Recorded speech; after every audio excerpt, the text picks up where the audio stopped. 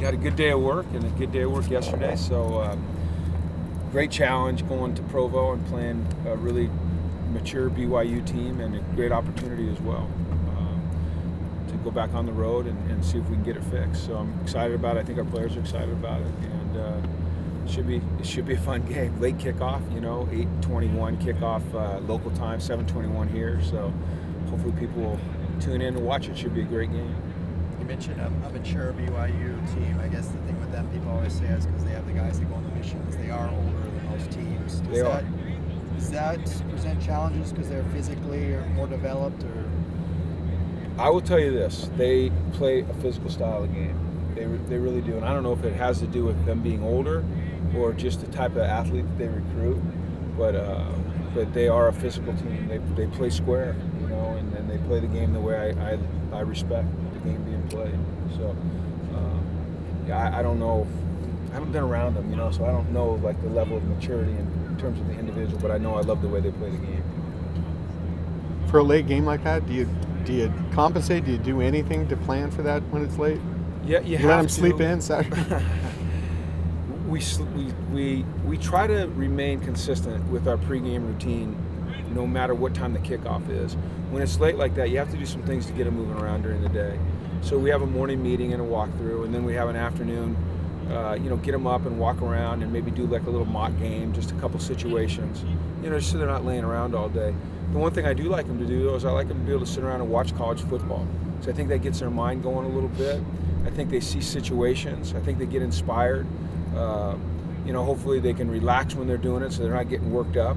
But we play. I like night games. I like night games. I like the day to watch college football, and I like the atmosphere at night. So I think our players do as well.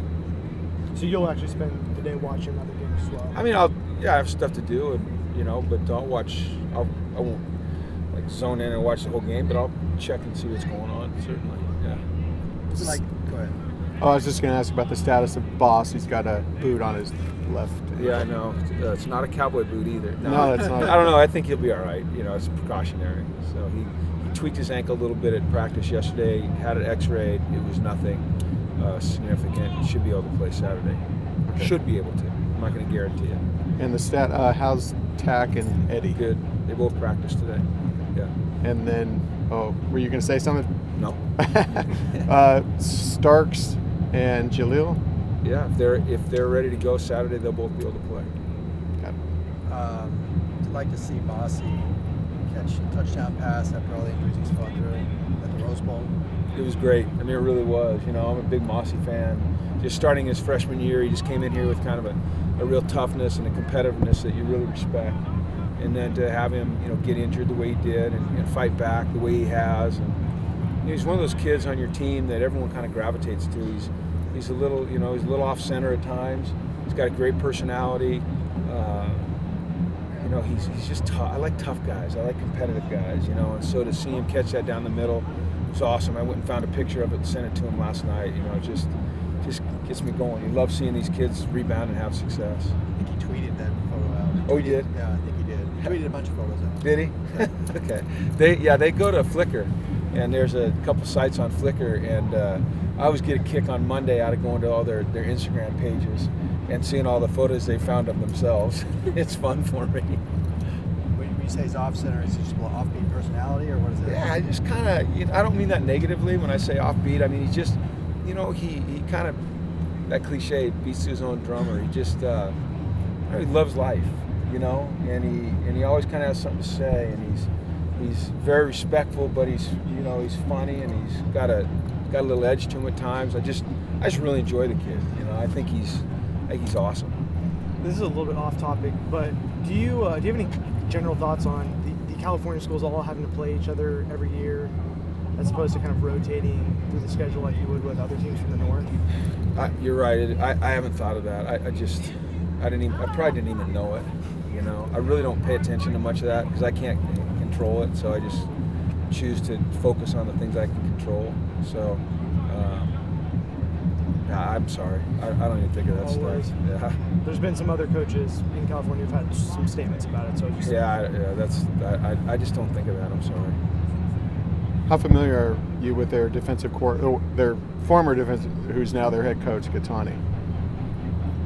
Pretty familiar, watching the film, it's interesting because we have to watch some Oregon State film and watch BYU film and try to figure out what they're doing. And the two teams they played this year are not necessarily similar to us offensively. When you look at Arizona and Utah, you see more, the fast-paced, spread out, zone read stuff. So, we've had to go back and look at some Oregon State against more traditional type offenses and see what they might do. I think anytime you get in a game like this where you're not quite sure what they're going to do, and it's early in the season, is you just, as I've said to you guys before, you have to trust your rules.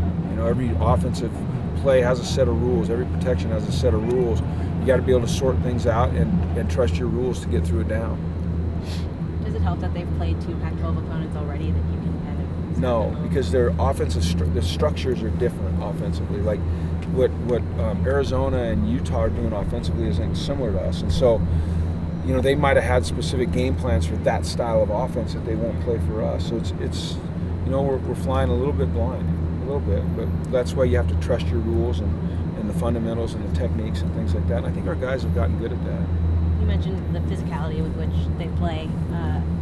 You guys spent the whole offseason preaching physicality, so it's kind of a chance for you to show what you were working on that too? It's different. It's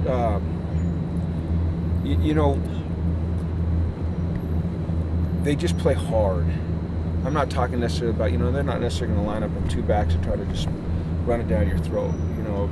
Ty Detmer does a really good job with their offense with a lot of variations. But I'm just talking as a football team, that they have a physical nature to them. But in terms of the things that we've tried to address defensively, being a little more stout inside and a little bit bigger, there'll be some plays in there where that will matter, then there'll be some plays where it won't. It's just, they're disciplined and they're physical.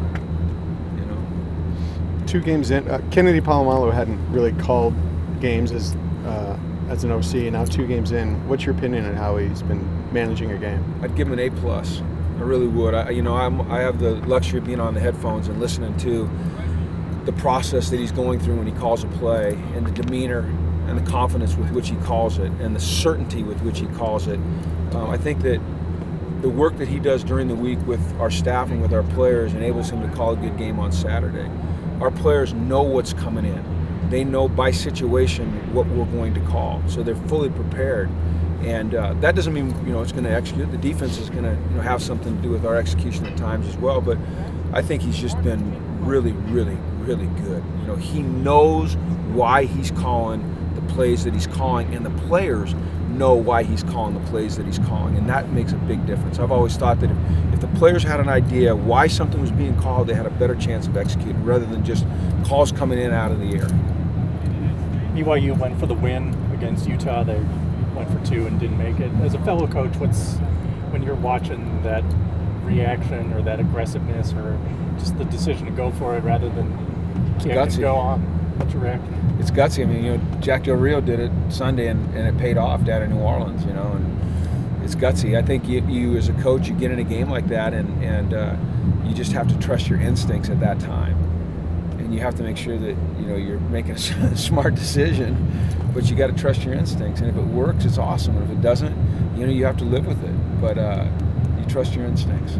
The NFL overtime's a little different, so it changes the numbers. But ESPN had a thing that they were 51% to win if they kicked the extra point, 44 by going for 2. Do you look at the analytics on those sorts of things, or is it just a gut thing for you? Thought that Jack's answer was ideal. It's a good thing ESPN wasn't coaching the Raiders that day. All right, thanks, guys. Okay, see you guys. All right, take care.